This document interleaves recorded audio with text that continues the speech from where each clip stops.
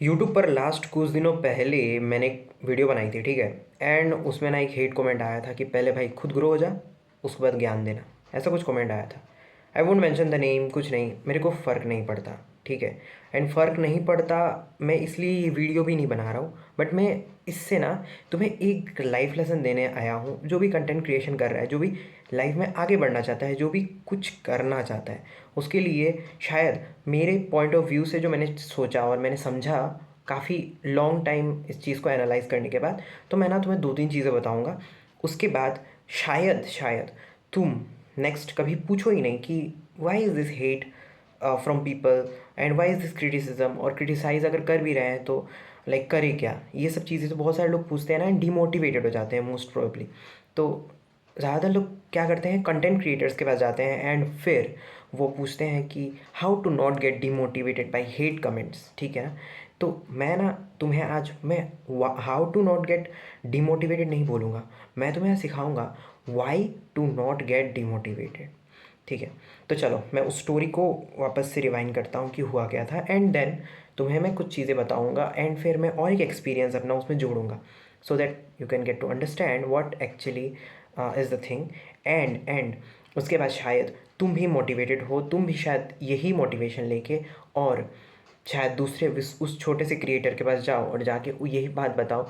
And इस तरीके से सब एक एक साथ मिल के और सब एक दूसरे को ना आगे बढ़ाएं, अपलिफ्ट करें, because the world needs people who are working for others, not the one who are haters and who hate others, ठीक है ना। तो चलो मैं तुम्हें बताता हूँ। तो वो वीडियो बनी थी, इट वाज अबाउट कि कंडीशंस शायद जैसे भी हों, बट तुम्हें आगे बढ़ना है। तुम्हें ना लाइक ये परवाह नहीं करनी है कि सिचुएशंस कैसे हैं, और समथिंग लाइक दैट। वो वैसा कुछ था, मैं पूरा वीडियो तो बता नहीं सकूँगा, you you can watch that. तो क्या था ना, उसमें उसके नीचे वो कमेंट दिया हुआ था कि पहले खुद बदल जा, पहले खुद ट्रांसफॉर्म हो जा।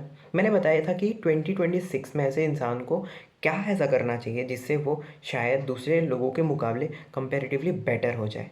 सो I don't think so there is something wrong which in my own opinion या पर्सपेक्टिव मैं गलत कर रहा हूँ। अगर हो तो तुम लोग बोल सकते हो, that will be completely acceptable. तो चलो हुआ क्या, कमेंट आया। तो क्या होगा, दूसरा क्रिएटर होगा तो वो क्या करेगा, इनसिक्योर हो जाएगा कि नो, मेरा चैनल ऐसे ही छोटा है, अभी से ही हेट कमेंट आ रहे हैं, so why shall I just work for I mean work further for this kind of people जो हेट ही कर रहे हैं मुझे, ठीक है ना। वो उस चीज़ को पर्सनली ले लेगा। But let me tell you something कि why not to get demotivated by this kind of things. क्यों नहीं, देखो, तुम जब किसी चीज़ को टारगेट कर रहे हो, अपने गोल, अपने विजन को बना के, अपने नीश को पकड़ के, then you have put on hell lot of efforts. First and foremost तुम बहुत ज़्यादा एफर्ट डाल रहे हो, तुम अपने कॉन्फिडेंस को जुटा रहे हो for doing something which is शायद 5 to 10% लोग भी नहीं कर रहे हैं। एंड जो कमेंट करने आ रहे हैं वो लोग कोई नहीं है, ठीक है ना। वो लोग वो काम कर ही नहीं रहे हैं। सो देखो, अगर तुम फॉर सपोज तुम्हें क्रिकेट खेलना बहुत पसंद है, बहुत पसंद है, and you are just beginner, so you can't expect yourself कि तुम एक दिन में विराट कोहली, सचिन तेंदुलकर ऐसे लोग, मतलब ऐसे, या फिर MS धोनी ऐसे बड़े लोगों की तरह खेल लोगे। दैट इज़ टोटली अनएक्सेप्टेबल, ठीक है ना। तुम नहीं खेल पाओगे उस चीज़ को। तो तो अगर तुम पहले दिन ही ट्रेनिंग ग्राउंड पे जाओ, तुमने एक बॉल फेंका एंड वो गलत चला गया, मे बी तुमने उसको सीधा फेंका था, वो क्या किया उसने, स्विंग करके वो और किसी डायरेक्शन में चला गया, जो कि मोस्ट प्रोबेबली होता है ऐसे। So what you will do, you will be demotivate, oh my god पहले दिन ही ऐसा हो गया, अब मैं क्या इसे खेलूँ या ना खेलूँ, ठीक है। तो तुम्हारे दिमाग में ये सवाल तो आना चाहिए ना कि क्या ये एक स्विंग के वजह से, बस एक मूवमेंट के वजह से, एक मूवमेंट के वजह से क्या मेरा प्यार जो है, लव जो है टुवर्ड्स दैट थिंग, वो कम जाएगा? क्या मैं उस चीज़ को छोड़ दूंगा? नहीं ना, नहीं, ऑब्वियसली नहीं। If it's that pure, if it's that devoted, dedicated वाला चीज़ है, तो तुम उसे कहीं से भी नहीं छोड़ने वाले। There comes the role of your passion. Your passion is something which is from within of yours. ऐसा नहीं कि वो बाहर से आ रहा है, तो बाहर के कमेंट्स भी आ रहे हैं तो that might not affect you, ठीक है, वो तुम्हें अफेक्ट नहीं करेंगे। फॉर सपोज तुम्हें चांद पे पहुंचना है, ठीक है, तो तुम्हें एक सीढ़ी बनाने के लिए बोली, that is a hypothetical situation I am creating, ठीक है, तुम्हें बोली गई एक सीढ़ी बनाने के लिए। अब उस सीढ़ी मतलब उस लैडर के जो बीच के जो बार्स होते हैं वो अगर कहीं टूट ही जाए तुम्हें बनाते वक्त, तो तुम क्या डिमोटिवेटेड होकर छोड़ दोगे क्या? नहीं ना, क्योंकि तुम हमेशा चांद को देख रहे हो। So your mind set will be like कि मुझे बस चांद ही दिख रहा है, and any how I will be reaching at that top level, जैसे भी करके करूँ, मेरे एक्सपीरियंस से जैसे भी मैं गेन करूँ। Got it?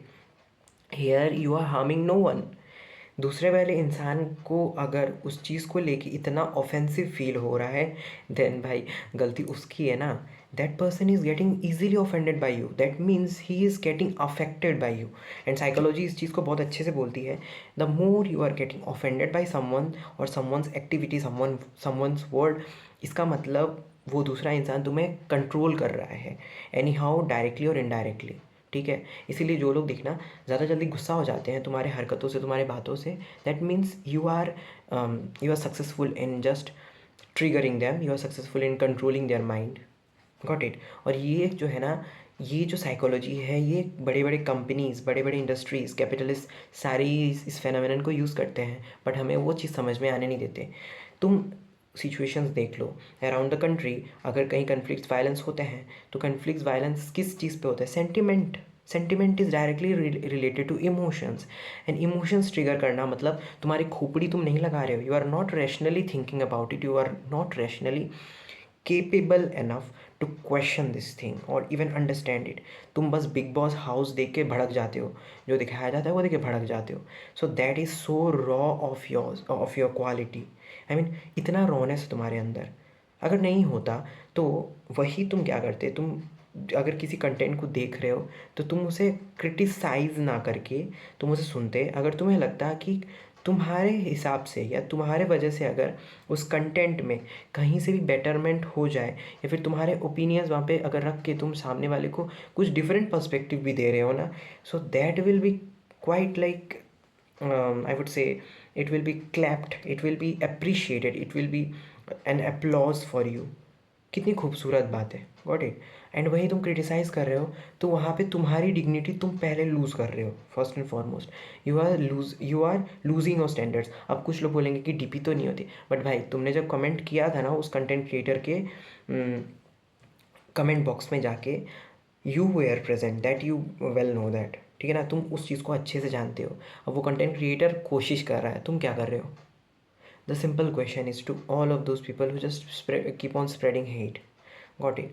तो उस चीज़ का ध्यान रखना, ठीक है। एंड तुम लोग जो ये जो इस तरीके के हेट कमेंट्स करते हो ना, हेट कमेंट मत करो।